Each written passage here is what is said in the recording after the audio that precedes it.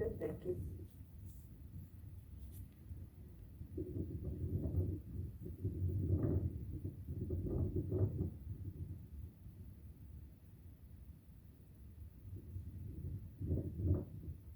Craig? Okay.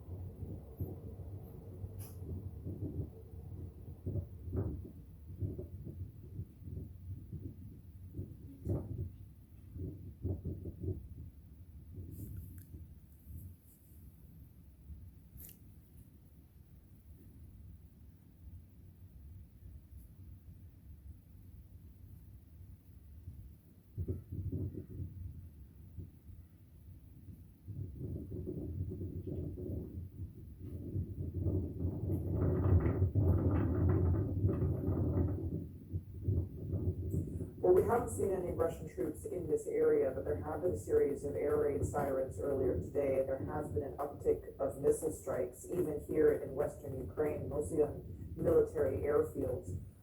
In fact, according to a U.S. defense official, they believe that there have been more than 400 missile strikes across the country since the beginning of the invasion. It still remains the safest and most secure part of the country, and that's why Lviv has become sort of the hub for the tens of thousands who are fleeing the fighting further east and in the capital of Kyiv. The UN estimates now that more than 675,000 people have come through here and crossed over into neighboring Poland, Hungary, Romania, and Slovakia. But the numbers are expected to rise, especially now that civilians have been given a window to flee from Kyiv. So the UN says that number could get up to 4 million, a huge humanitarian crisis that could get even worse.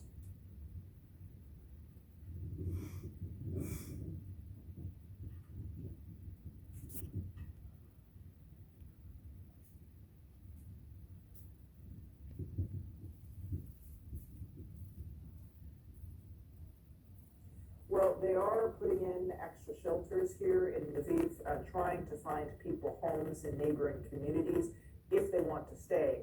However, a lot of people do not want to stay in Ukraine, feeling that, even though there are no Russian troops in western Ukraine yet, they fear missile strikes, for example. Every time they hear an air raid siren, it's terrifying. So they opt to go across the border instead. And there is a lot of help coming in. The World Food Program, for example, is starting to bring in extra supplies of food. Of course, the UNHCR, the High Commissioner for Refugees, also helping with getting people shelters and what they need. And also, you can't underestimate the incredible amount of help from just ordinary people.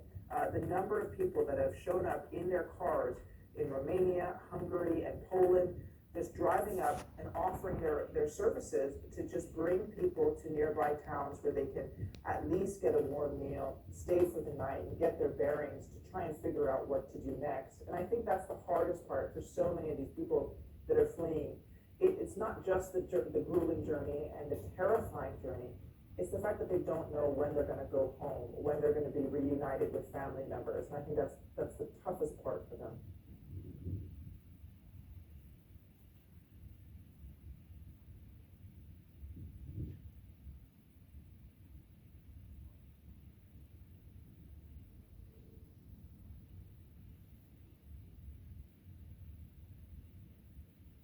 Cool, thank you.